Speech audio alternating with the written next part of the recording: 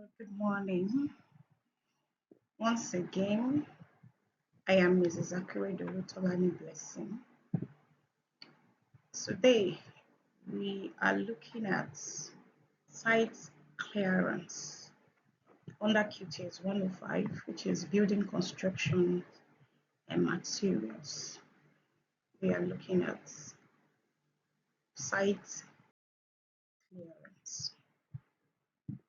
Site clearance is the first step in any construction project. It involves removing any element on the land that may get in the way of the construction process. This is a systematic removal of all kinds of debris, waste, vegetations, structures, or any obstacle that will make the proposed site ready for the proposed construction. This also includes removal of rocks, small obstructions. It can be manually or with machines. That means in a mechanical way it can be used. And this method allows for selective removal of specific plants or trees and preserving desirable vegetation while clearing unwanted roots. This means that while clearing the site, it's very possible that you have a choice of plants that you want to preserve. This can be reserved on the construction site, but you must be sure that the proposed site, or the specific wanted trees must not be an obstruction to the construction of the proposed project. So again, we'll look at the operations involved in site clearance. Like I mentioned, I said trees, stumps, roots, and then other protruding objects or structures that are or existing flexible asphalt placements or other facilities necessary to prepare the area for the proposed construction, and also removal of top vegetable soil, excavation, and then extermination of termite nests. This can be an obstruction. You can make use of chemical for all these termites to be eradicated from the site. So we want to look at familiar statements that are used in the measurements of building works for site clearance. As a quantity surveyor, it's our responsibility to take up for the proposed projects, propose the target budget for the construction. So there are terminologies you might come across in the course of measuring for building works and other civil engineering works. In preparing for the measurements, there are other terminologies you come across, like clearing of bushes. You have to take care of that. So clearing of bushes means removing trees, scrubs, and vegetations to create a clear working space for the construction. This may involve manual cutting, mechanical clearing, like I mentioned, or controlled burning. Yes, when burning the bush must be controlled. Presence of the workman must be there. Don't leave the bush burning and then you walk away. You must control the burning. So you come across the word cropping up roots.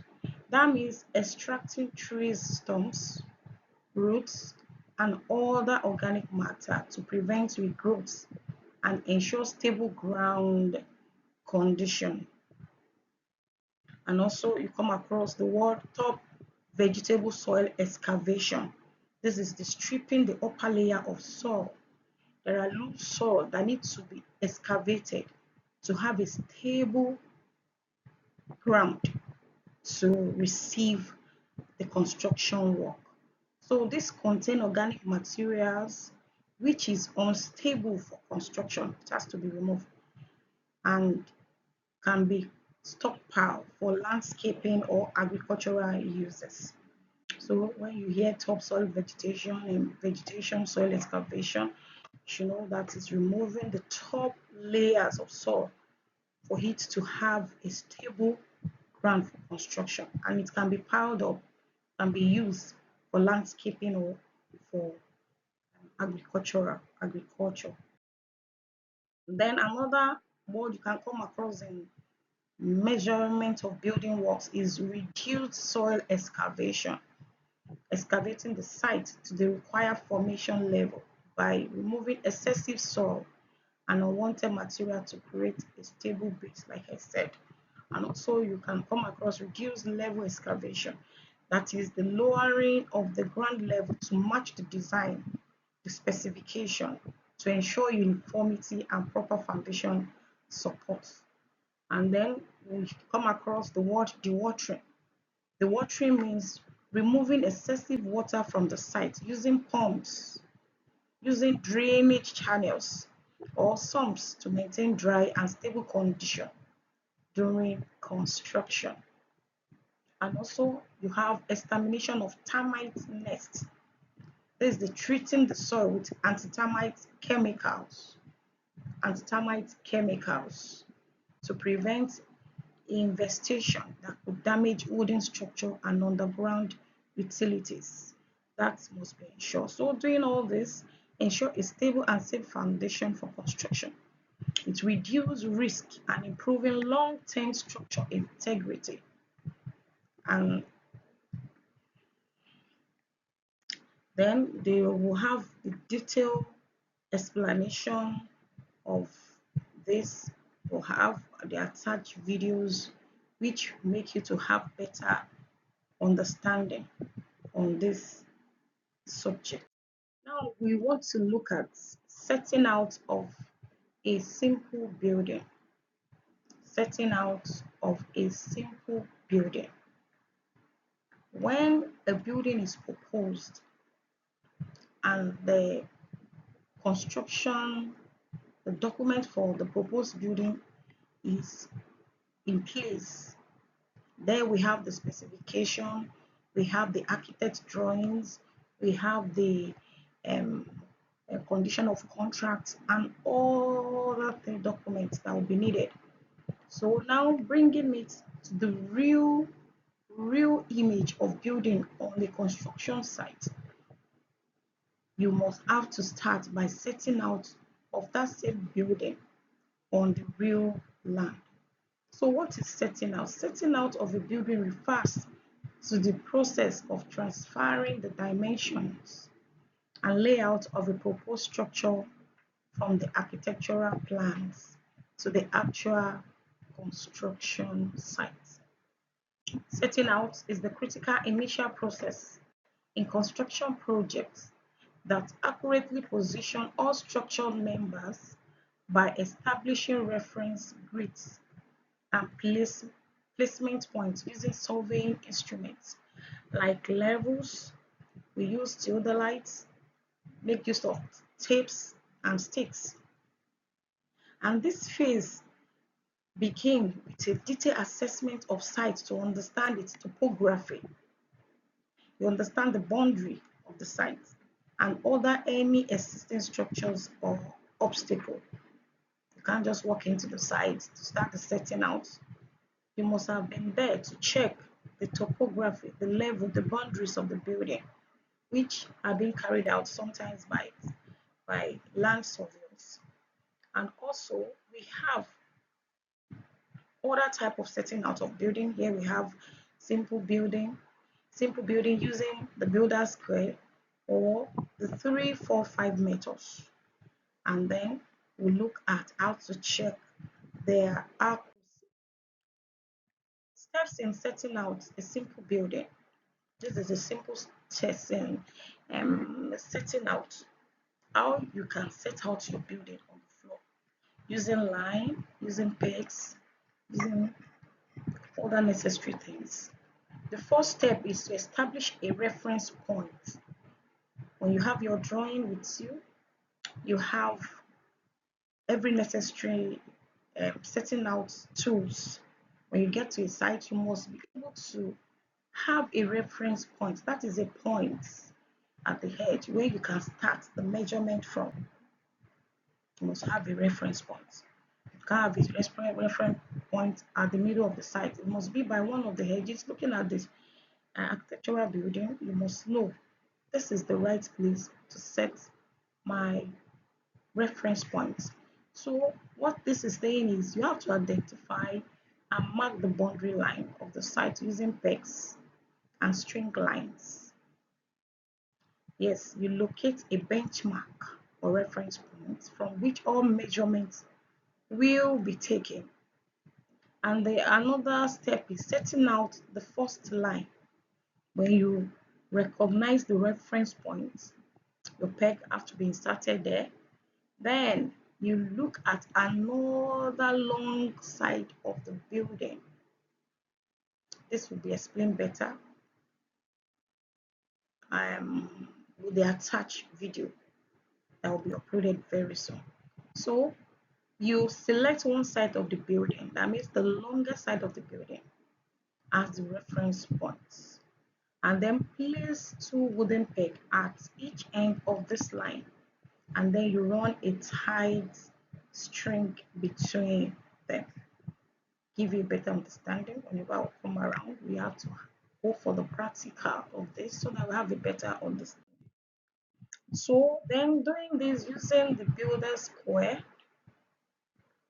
A builder square is a large L-shaped tools. Large L-shaped tools. It helps to establish a right angles. Want to start a building, you must establish a right angle, which is the reference point. Yes, then place one arm of the square along the baseline and the other perpendicular to it. Mark the second line at the required dimension from the first. Then you extend this line to form a rectangular or square shape. This is where the measurement on the architectural building will start from. And then you look at setting out using the 3, 4, 5 method. This is Pythagoras theorem. Yes, this method ensures that corners form a perfect 90-degree angle.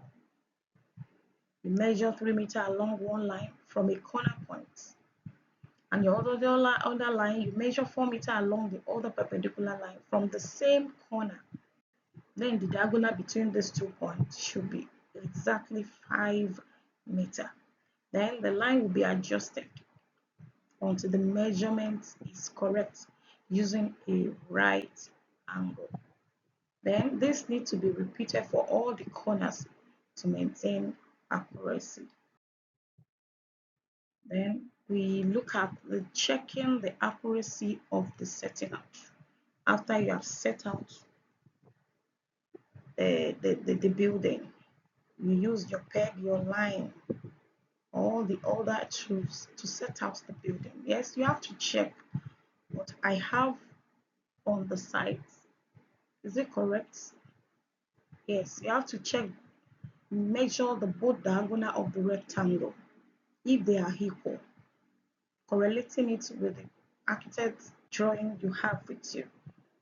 Then you check if the layout is correct with the architectural drawing.